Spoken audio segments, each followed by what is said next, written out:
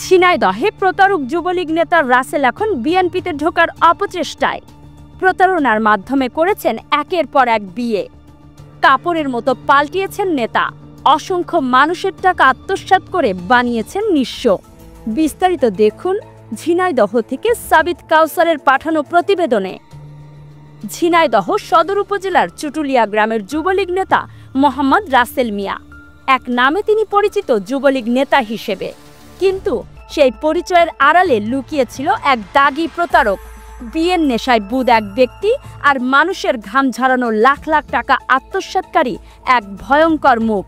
এখন সেই রাসেল মিয়া নিজেকে বাঁচাতে নতুন রাজনৈতিক আশ্রয় খুঁজছেন। এক ছাত্রদল নেতার হাত ধরে বিএনপির রাজনীতিতে ঢোকার মরিয়া চেষ্টা চলছে তার। অগ্রযাত্রার অনুসন্ধানী তথ্য অনুযায়ী রাসেল দীর্ঘদিন ঝিনাইদহ জেলা আওয়ামী লীগের সাধারণ সম্পাদক সাইদুল করিম মিন্টুর ছত্রছায়ায় ছিল। সে পরিচয় ব্যবহার করে চালিয়ে গেছে ভয়ঙ্কর প্রতারণা। মানুষকে চাকরি, সুবিধা বা সুরক্ষা দেওয়ার নামে হাতিয়ে নিয়েছে লাখ লাখ টাকা। অনেক ভুক্তভোগী আজ নিঃস্ব, কিন্তু রাসেল পলাতক। 2024 সালের 11 জুন কলকাতা সফরকালে তৎকালীন এমপি আনার হত্যা মামলায় যখন সাইদুল করিম মিন্টু গ্রেফতার হন, তখন রাসেল দ্রুত পাল্টে ফেলেন অবস্থান। ঘনিষ্ঠতা গড়ে তোলেন ঝিনাইদহ 2 আসনের সংসদ সদস্য নাসের শাহরিয়ার জাহিদি মহুলের সঙ্গে। এরপর থেকেই তার রাজনৈতিক অবস্থান পাল্টাতে থাকে, উদ্দেশ্য অপরাধ ঢেকে ফেলা। আরও চাঞ্চল্যকর তথ্য হলো রাসেলের বিয়ের প্রতি রয়েছে বিকৃত আসক্তি। সে এখন পর্যন্ত 4টি বিয়ে করেছে, যাদের মধ্যে প্রথম 3 স্ত্রীকে তালাক দিয়ে একের পর এক নতুন নারীর জীবন ধ্বংস করেছে।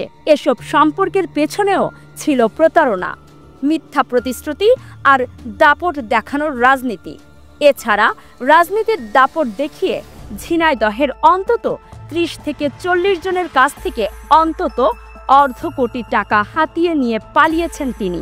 বর্তমানে রাসেল পলাতক, তার নামে বেশ কয়েকটি মামলাও রয়েছে। কিন্তু বিশ্বাসযোগ্য সূত্রের দেয়া তথ্য অনুযায়ী প্রতারক যুবলীগ নেতা রাসেল এখন এক ছাত্রদল নেতার মাধ্যমে বিএনপিতে ঢোকার পরিকল্পনা করছে।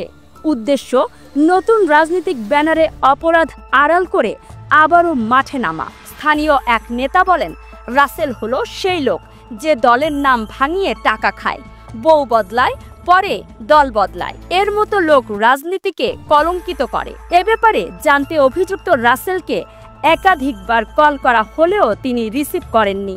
এখন পর্যন্ত আওয়ামী লীগ কিংবা বিএনপির কোনো পক্ষ থেকে এই বিষয়ে প্রকাশ্যে কিছু বলা হয়নি। তবে এলাকাবাসীর দাবি, এমন প্রতারকদের দ্রুত আইনের আওতায় না আনলে রাজনীতির প্রতি মানুষের আস্থা পুরোপুরি হারিয়ে যাবে।